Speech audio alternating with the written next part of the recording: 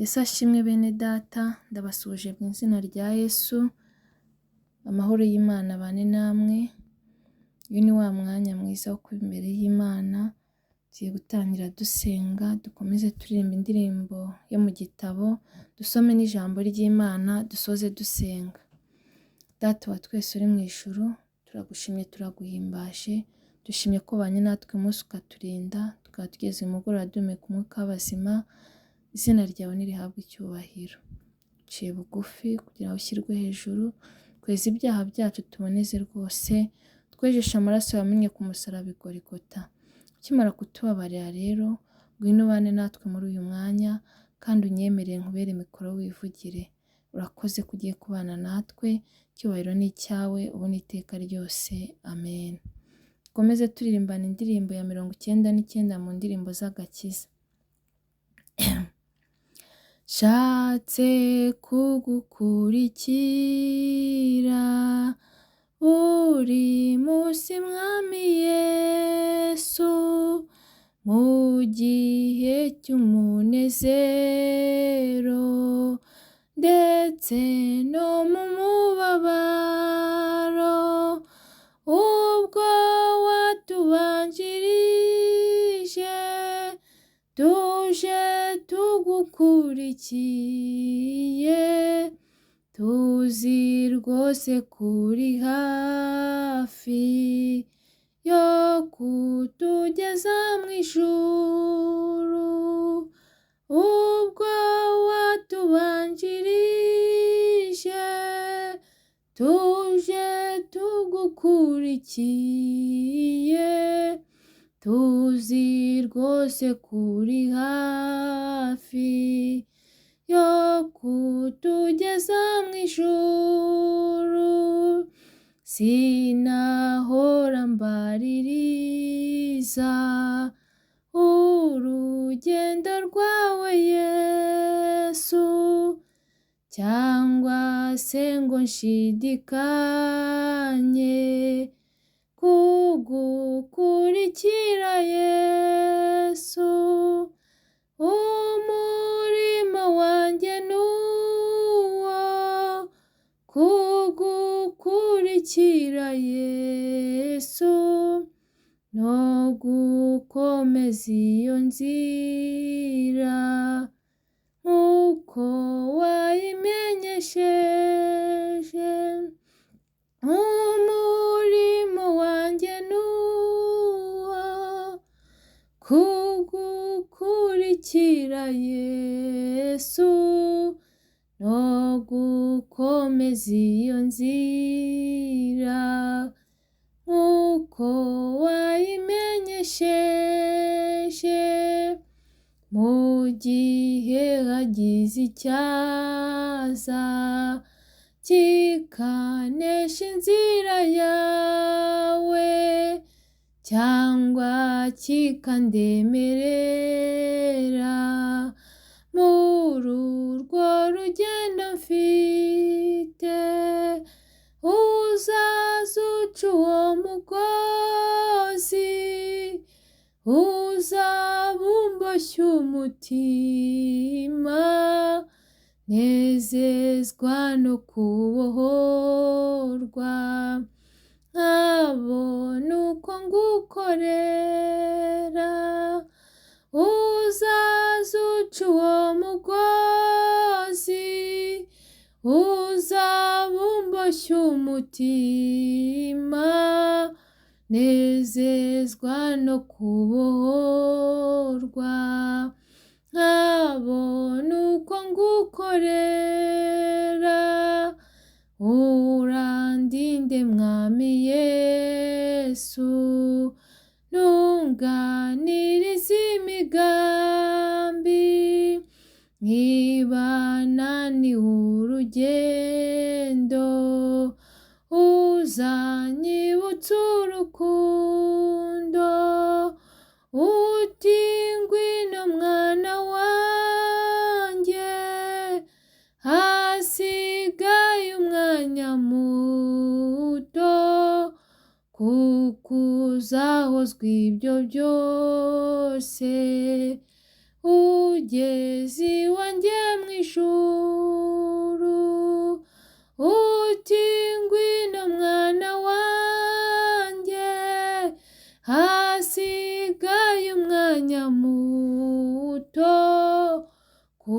kuzahozwa ibyo byose, ugeze iwanjye mu ijuru. Reka dukomeze dusoma n'ijambo ry'Imana, dusanga mu rwandiko Pawulo yandikiye Abakolosayi ibice 3, umurongo wa 8 kugera ku murongo wa 17. Umutwe w'amagambo uravuga ngo ibyo kugira ukubaho gutunganye n'urukundo rwa kivandimwe. Reka nsome mu izina rya Yesu. Ariko none mwiyambure ibi byose: umujinya n'uburakari n'igomwa no gutukana, kandi ntihakagire amagambo ateye isoni aturuka mu kanwa kanyu.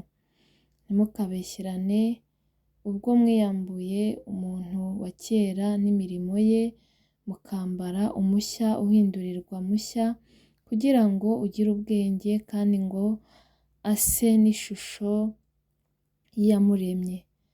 Aho ntihaba umugiriki cyangwa umuyuda, wakebwe cyangwa utakebwe, cyangwa umunyeshyanga rigawa cyangwa umusikuti, cyangwa imbata cyangwa w'umudendezo, ahubwo Kristo ni byose kandi ari muri bose. Nuko nk'uko bikwiriye intore z'Imana zera kandi zikundwa, mwambara umutima w'imbabazi n'ineza no kwicisha bugufi n'ubugwaneza no kwihangana, mwihanganirana kandi mubabarirana ibyaha uko umuntu agize icyapfa n'undi.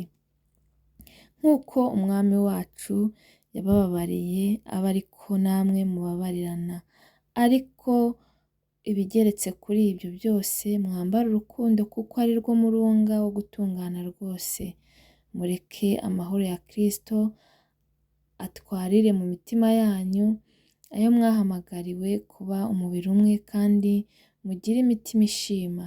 Ijambo rya Kristo ribe muri mwe, rigwire rifite ubwenge bwose, mwigishanye, muhugurane muri zaburi n'indirimbo n'ibihimbano by'umwuka, muririmbirana Imana ishimwe mu mitima yanyu, kandi icyo muvuga cyose n'ibyo muzakora, mujye mubikora byose mu izina ry'Umwami Yesu, mushima Imana Data wa twese kubw'uwo. Iryo ni ijambo ry'Imana.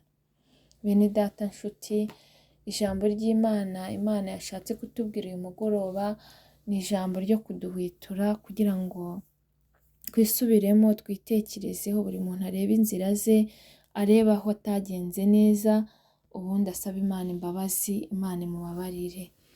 Kandi n'uwabigenje neza akomeza asaba Imana imbaraga kugira ngo adasubira inyuma, kuko Imana ikidushaka uyu mugoroba ngo ni ukubaho dutunganye, ngo no kugira urukundo rwa kivandimwe.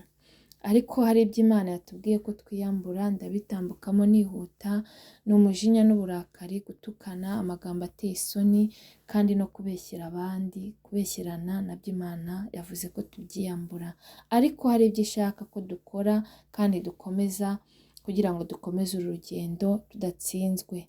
Twambare umutima w'imbabazi n'ineza, twicishe bugufi n'ubugwaneza kandi tunihangana. Twicishe bugufi muri byose, kuko ijambo ry'Imana riravuga ngo uwishyira hejuru ngo azacishwa bugufi, ngo kandi uwicisha bugufi azashyirwa hejuru. Imana nishyira umuntu hejuru, reka rero twige twicishe bugufi. Ngo mwihanganirana kandi mubabarirana ibyaha. Ngo twihanganirane kandi tubabarirane ibyaha, nk'uko umwami wacu Yesu Kristo yatubabariye, natwe tubabarira abandi. Niba umuntu agusabye imbabazi umubabarire, kandi niba umuntu agucumuyeho umubabarire, kandi nawe nucumura usaba Imana imbabazi na mugenzi wawe wacumuyeho. Mwambare urukundo. Imana ishaka ko twambara urukundo, kandi mu rukundo hakubiyemo amategeko 2 arushije ayandi. Itegeko rya mbere ni ugukunda Imana n'umutima wacu wose, n'ubwenge bwacu bwose, n'imbaraga zacu zose.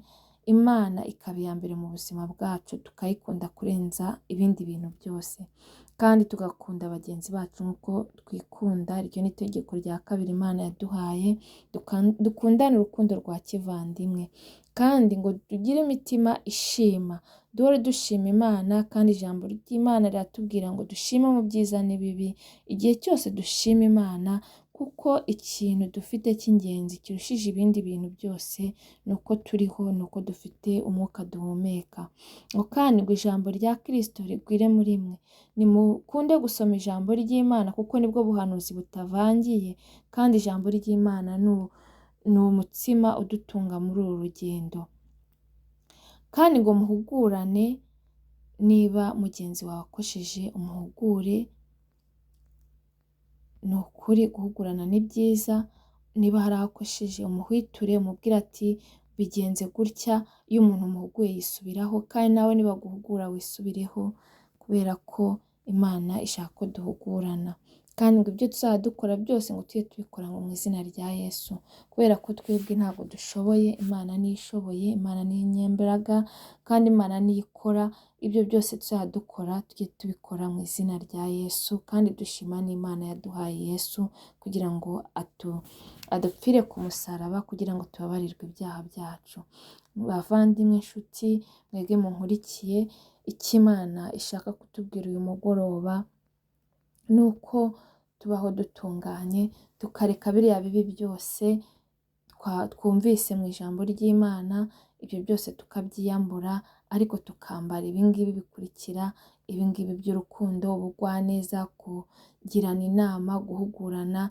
Ibi byose Imana nibyo ishaka ko dukora kugira ngo tubashe gukomeza urugendo tudacitse intege kandi tudatsinzwe.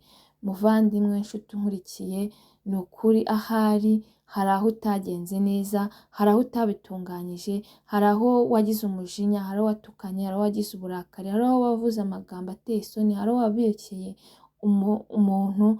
Niba wisuzumye, buri wese nisuzume, urasanga hari aho yacumuye ku Mana, apfukama asaba Imana imbabazi, iramubabarira.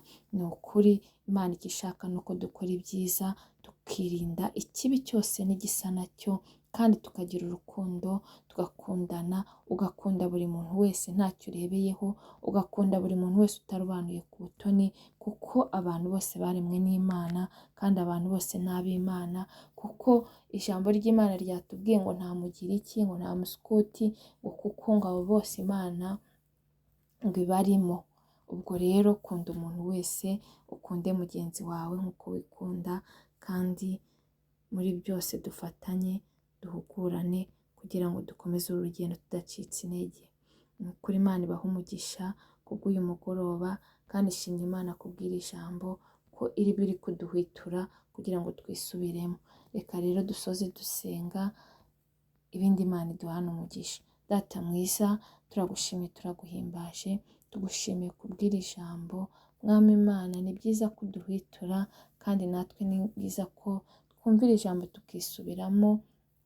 Mana, ndakwinginze aho tutagenze neza utubabarire, kandi ndakwinginze abantu bawe aho batitwaye neza beza ubatunganye. Buri wese aho ari, Mwami, imbabazi zawe nizimugereho. Ukimara kutweza rero, duhe imbaraga kugira ngo dukore ibyo ushaka, kandi uduhe urukundo, uduhe gukora icyiza twirinda ikibi. Duhe imbaraga rero muri uru rugendo, kandi Mwami Imana, ukomeze wagure umurimo wawe, ugabanye abarimbuka wongere abakizwa. Abatarakumenya ubahe kukumenya, abatarakwakira nk'umwami n'umukiza ubahe kukwakira. Mana igira neza rero, turakwinginze kugira ngo abantu bongere bagire inyota y'ibyawe, kandi abantu bawe barusheho gukomeza kukwegera. Data mwiza, rero twavuga byinshi, ariko komeza uturindire ubugingo ko aribwo buzakubona. Komeza uturwanire intambara tuzi n'izo tutazi. Sengera abankurikiranye, buri wese uko akwifuza kubone, kandi ubabaye umuhe amahoro mu mutima, urwaye umukize mu izina rya Yesu, ufite intimba n'agahinda umuhumurize, kubera ko ni wowe utanga amahoro mu mutima. Urakoze rero kumvishe gusenga, Mwuka Wera nakomeza aherekeza iri jambo, rikora icyo wagambiriye. Urakarama kumvishe gusenga, kandi ko wabanye natwe. Icyubahiro ni icyawe ubu n'iteka ryose. Amen.